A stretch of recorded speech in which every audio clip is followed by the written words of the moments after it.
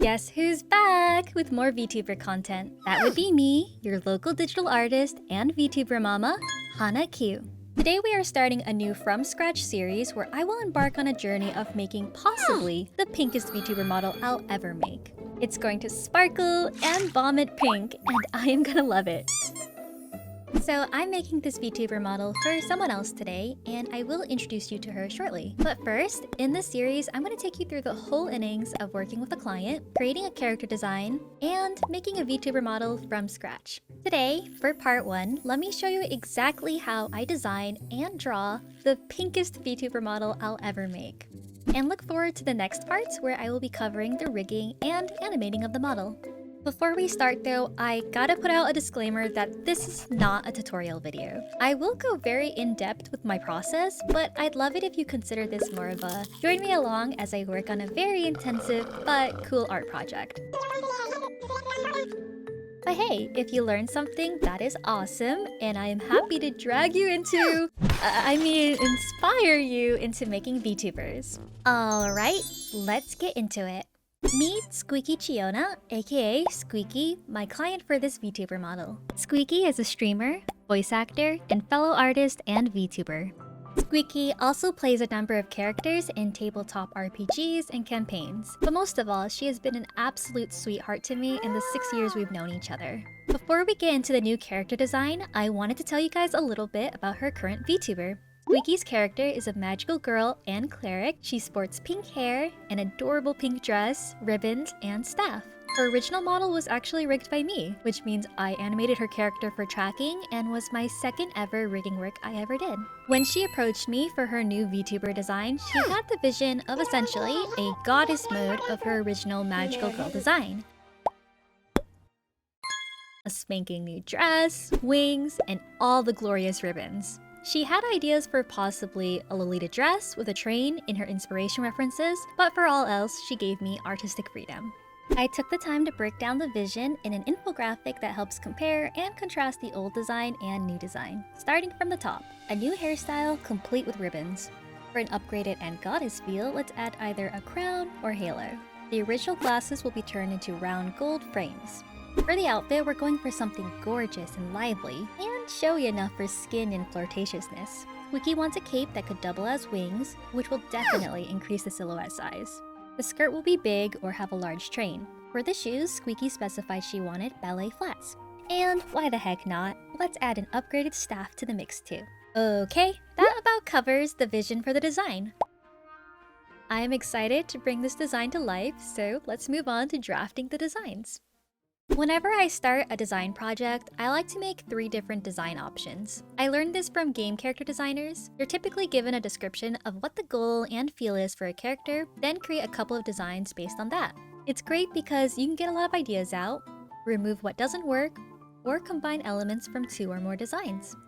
For the first design, I incorporated to a T her specifications. She asked for a magical girl with a goddess feel. Based on the references, I gave her a dress inspired by Lolita fashion. Her cape would look like wings, and I added a crown. I used her OG hairstyle, but added twin tails. Lastly, I designed an upgraded version of her staff. For the second design, I went further into the elegant territory with a white textured outfit with embroidery. I called this design the wedding version because it reminded me of a wedding dress. I gave her a large tiered train. For a flirty touch, this outfit also shows a bit of her tummy. Her hair is pulled into a half updo with a large ribbon as a reference to her original design.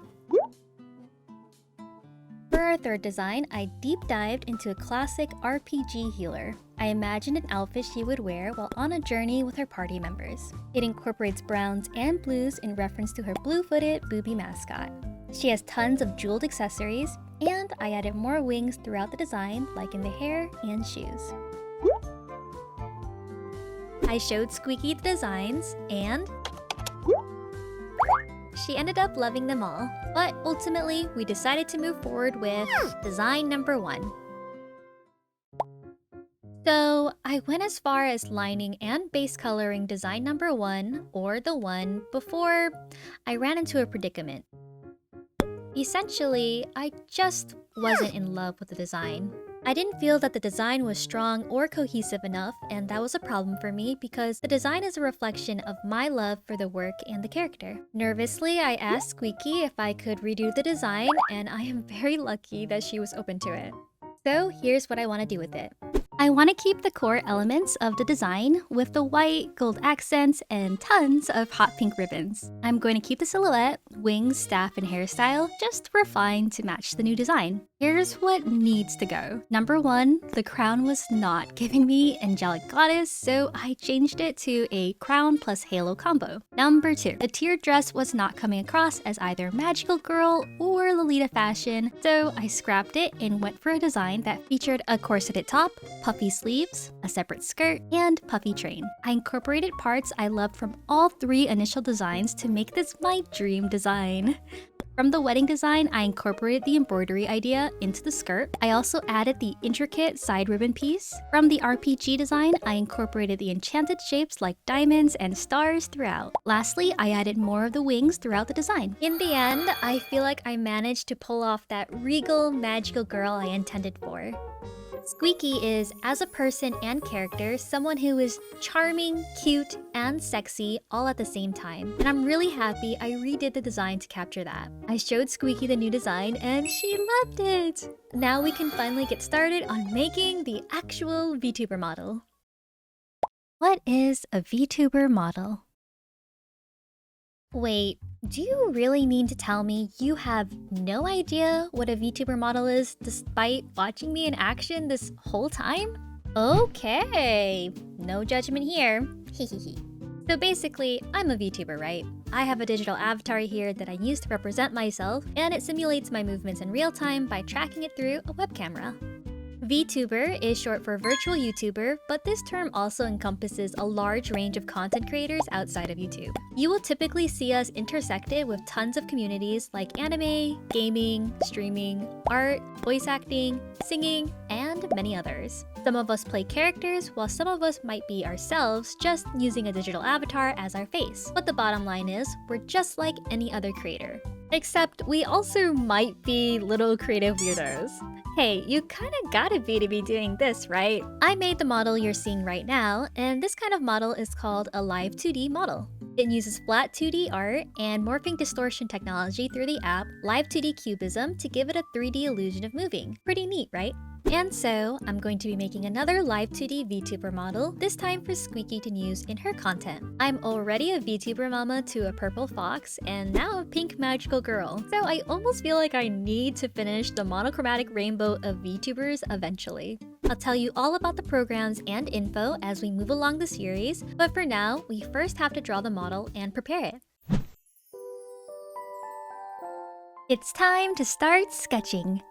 In my case, I am drawing directly on top of the design I made earlier. I'm keeping things mostly the same, just making it more detailed and polished. By the way, you'll want to draw your model in an art program that can export as a .psd file. I'm currently using Clip Studio Paint. Whenever I draw any model from scratch, I pull up the Symmetry Ruler tool to sketch the head and body first. With the Symmetry tool, you can draw one side of the body, and it'll be drawn simultaneously and symmetrically on the other side. This is really convenient for VTuber models because when you rig it later, you can just repeat what you do on one side to the other. However, you do want to mix symmetrical parts with some asymmetrical parts to create an organic look. I'll usually keep most of the body symmetrical. I'll also use it on parts like the clothes and hair as a general base. Afterwards, I turn the symmetry tool off and use that base as a guide to draw the hair organically. For this model, I wanted her to have asymmetrical legs with one leg more forward than the other. The best way to draw is by imagining your model as a paper dress-up doll. You want the body to be separate from the clothing so you can easily swap them. Some people like to sketch the model all on one layer, and then separate things later. I like to do a mix of separating before and after. I did a little bit of everything early on in the sketching phase, so you'll see me sometimes lining, base coloring, and shading. This is mostly so I can get an idea of how the character will look by the end product. You don't have to do it like me, I just like knowing beforehand.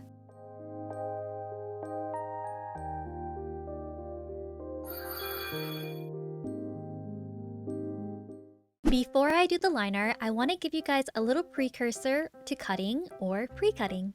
If we imagine our models to be like paper dress-up dolls, we also need to account for the body movements, and that's where body parts and joints will come into play. This means we'll need to draw each body part separately and build the dolls up layer by layer. This is essentially the idea of cutting. To make this process easier, I like to line my models using separate layers for each part beforehand. I'll separate things like the arms, body, legs, head, etc. This will help with creating the base colors and merging down later. But how can we keep track of all these parts? I mean, the eyes alone are separated by eye whites, eyeball, pupil, lash lines, eyelashes, and eyelids. And that's already a lot, right? Well, do not fear. This is the exact time to get organized and find resources. And what better way to do that than with the sponsor of today's video, Milanote.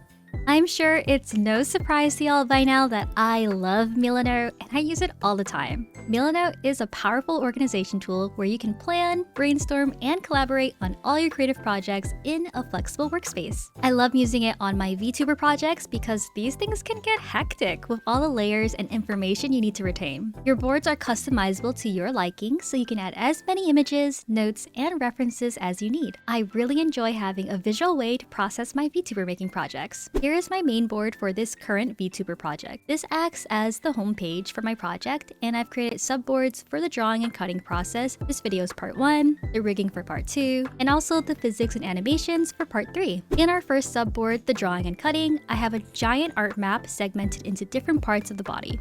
In each board, I have detailed ways on how to draw and cut different parts of the body.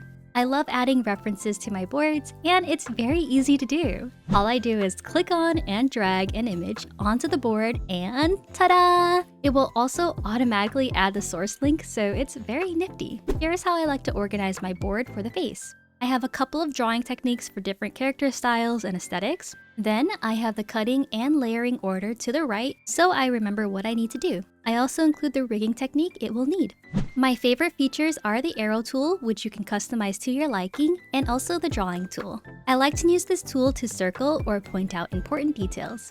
They make it easy to customize your boards to your liking. Making your board is extraordinarily easy with the template picker tool. I just pick a template, then replace and add or remove things as necessary. And the best part is, Milanote is available for free with no time limit.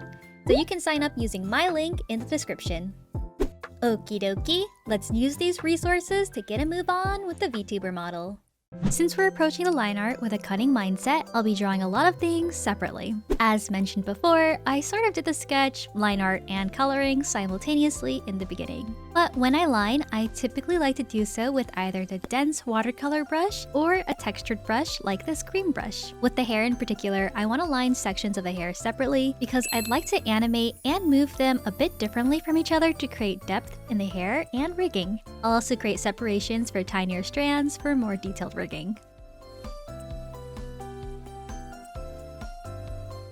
There are many parts you'll want to overline or draw the full image of, even if it's not showing in the drawing. For example, we make the neck extremely long because the head rigging needs a lot of area to create a natural look. Otherwise, you may accidentally decapitate your model's head, and we don't want to repeat another French Revolution, do we? I also like to use the symmetry ruler tool here where I can to save some work. For the ribbons and the hair, I'll also draw the back ribbons and their undersides. As for the clothing, I make sure to cut as many parts as I need to give the body and clothing a nice range. I like to line my models even if I intend to paint or render the model because it helps create clean bases, which are important for a VTuber model to be rigged smoothly. Approach this process with leniency on yourself because it can be a lot at first. Keep it simple in the beginning because you can always go back and do more cutting in the future if needed. But for your first few models, you don't need anything excessive. These are just a few of the things you need to pay attention to while lining.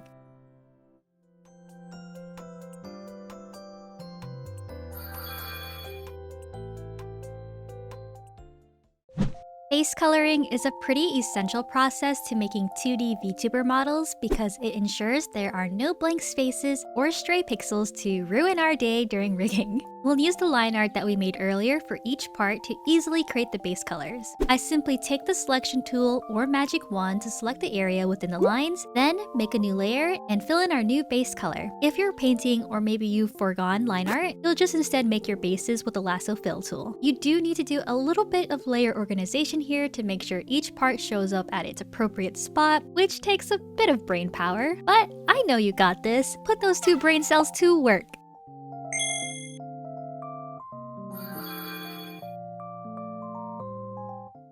Okay, so while we are finishing up the model, I wanted to tell you guys the short story of how Squeaky and I met. Some of you may know that before I started drawing on here, I took a hiatus from art for about 3 years. When I finally decided to get back into it, I was pretty rusty and lacked ideas. So I offered commissions to draw people's characters on Twitter, or X, whatever it's called. At first, it was mostly only my online friends and mutuals who asked for commission, which I was very grateful for. But one of those friends retweeted my post, and that's when his friend came across it, and you guessed it, it was Squeaky! So Squeaky commissioned 3 characters from me, and I recall these commissions very clearly because I had done an initial sketch for them, which she liked, but I didn't think it was the best I could do. Starting to sound familiar? Yes, so at that time, I wanted to redo the sketches because I felt like I could do a much better job at capturing their personalities. I guess that part of me hasn't changed. If I don't feel like it's my best, then I have to do it better. And I was proud of the result in the end. She was so patient with me during this time, even though I was a little baby fledgling artist. So of course, it was a no-brainer for me when she approached me with her new VTuber design. Even though things have been crazy, I've had so much fun working on this project, and I hope to share many more projects and stories with y'all. Do, re, mi, fa, sol, la, ti, do. Now it's time to finish coloring this model. My favorite thing about Live 2D models is that organically drawn look. In this stage, I just make a new layer and clip it to the base layer. Then I'll shade as I normally do. Afterwards, you'll want to assess whether or not it needs to be merged down. Most of the time, the answer will be yes. Everything should be merged down to one layer to reduce the layer parts and work. However, sometimes you may need to make shading layers that will be uniquely impacted in the rigging. For example, for gold accessories, you may want to make some of the lighting layers clipped on separate layers so you can create more dynamic lighting in Live 2D. There are so many cool ways people like to animate jewelry in Live 2D Cubism, and I'm constantly blown away by them. Or you might have a pattern that you want to show more of as they turn to the right or left, meaning the pattern needs to be overdrawn and clipped to morph when the time comes.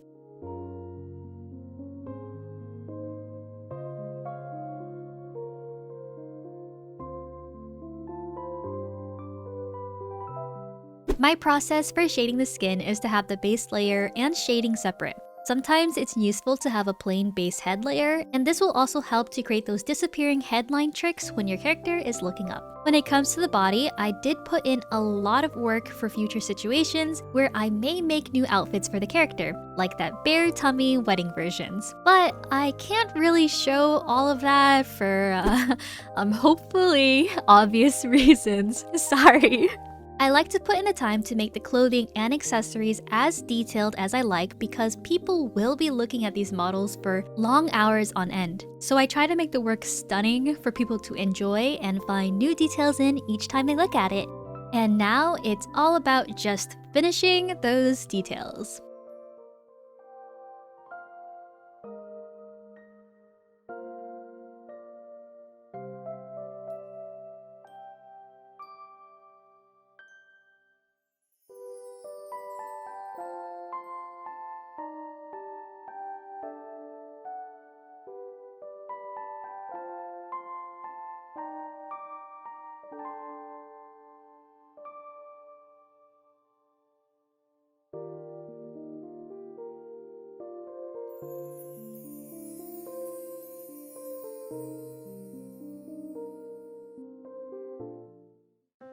Cutting the model. So what the heck is cutting? Cutting a model, or sometimes called separating or preparing, is a type of illustration processing where you take an illustration and separate it into parts like the hair, eyes, and mouth. By separating them, you can move them individually to make it look like the character is shaking their hair or blinking. The more parts you have means the more intricate movements you can make, but of course, that also means more work. So we pretty much figuratively and literally Control X cut up our art into pieces. These days, I use cutting and separating interchangeably. But how do you know which and how many parts to cut? We already know that we want an expressive model with very deep movements. There will be lots of magical girl effects, a staff, and wings. And it should be highly customizable. The face will have the same separating as all my other models. The head should have enough separations to make those fun neckline disappearing tricks with the head shading. Eyes and eyebrows are generally the same with all my models. Hair can be difficult to really capture a full look. You need more side hairs than you think. I like to include a hair cap in the shade of the hair base color to hide any bald spots. For clothing, I've mostly just indicated which patterns need to be separated. The skirt and train is a bit complex because I have some parts more forward, so they'll need to have some sort of transition piece in between. And then I have a lot of theories on how the wings and staff will work, but this is all going to need to be tested out. And of course, look up guides, videos, and tutorials. And don't be afraid to ask for help. In the end, you should do what works for you and whoever is rigging the model. Every artist and rigger has their own way of preparing a model. Personally, I like to take a lone wolf approach, so the only person I have to disappoint is myself. There are, of course, a few ways to cut the art. The easiest way, if you are making the separations as you are lining, is to just merge your line art, base color, and shading into one layer. If you need to make further cuts from here, then just use the lasso tool to select the area that needs its own layer. Then either cut, Ctrl X, or copy, Ctrl C, and paste, Ctrl V, into a new layer. Then just erase and redraw it as needed. If the layer part needs an underside, like a skirt or sleeve, then you can also draw that on a new layer and draw over a duplicate.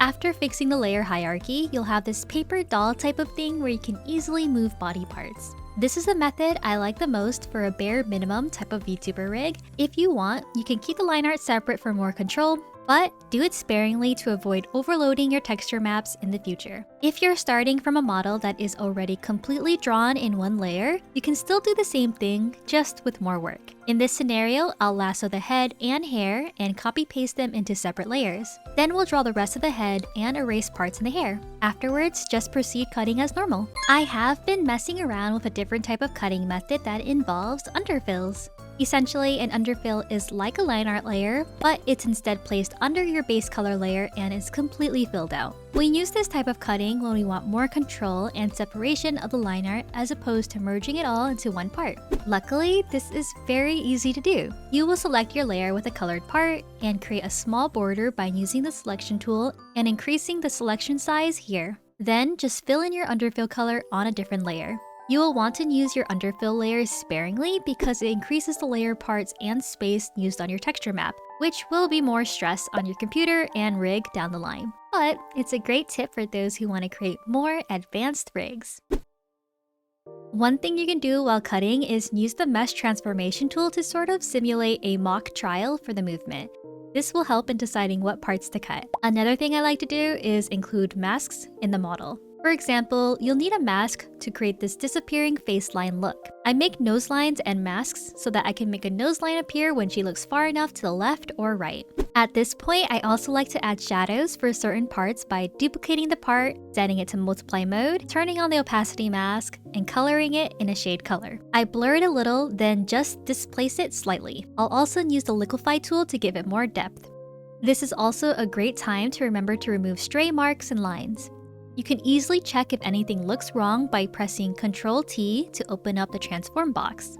As you can see, there seems to be a large stray mark around here that I can't see. I usually just swipe across with an eraser or lasso erase, and now we check again, and it's gone. Hoorah! There is a naming philosophy for the layers, but since I'm the only one working on the model, I just do what makes most sense to me. Yes, cutting can be a lot of work, but it comes with the job, and I know that you can wrap your head around it with more practice. And most importantly, just do the best you can. You can always go back and fix things and import or replace new layer parts in the future.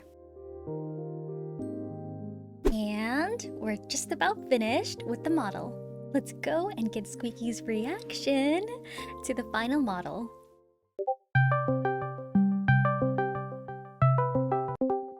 Hi, Squeaky! Hello, hi. Are you ready to see your model? Yes. Okay, here it I'm comes. just vibrating. Okay.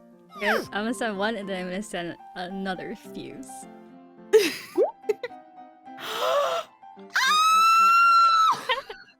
I think it's fair to say that she loves it.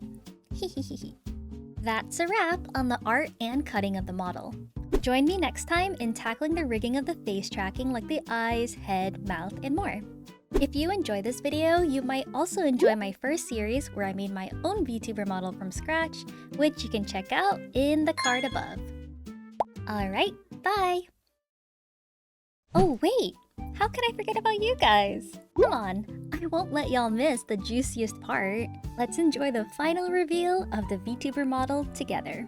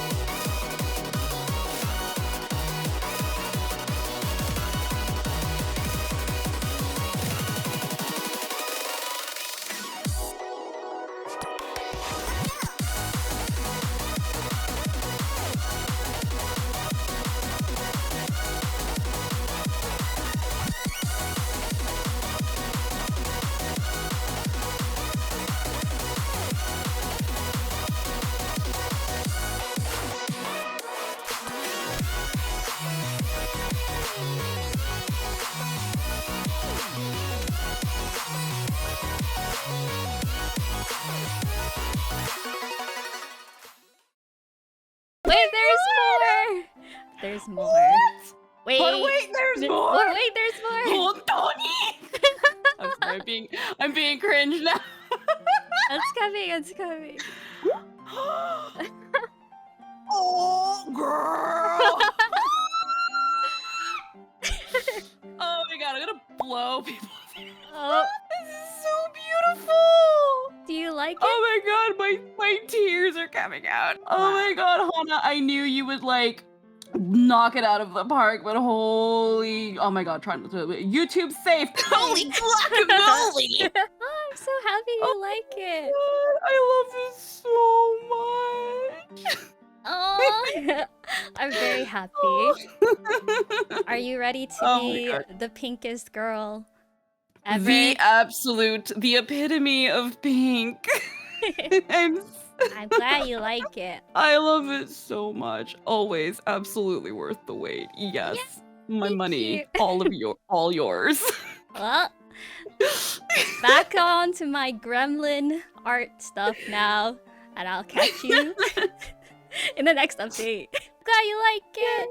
Bye. Yes. Bye-bye. Woo! I knew I'd catch you back here. Couldn't keep yourself away from the beautiful fan art the community here has made, huh? I don't blame ya. I wouldn't want to miss it either. Thank you to all you lovely people for your gorgeous fan art as always. I hope you guys enjoyed the process of making this VTuber model from scratch. It's been a real long time in the making with this model, and I feel incredibly honored to be able to do this. I hope you guys can feel the love I pour into everything I make, and I'm always trying to do my best to improve for y'all. Until next time, I'm wishing you all the best on your journeys of achieving your goals and dreams. Bye!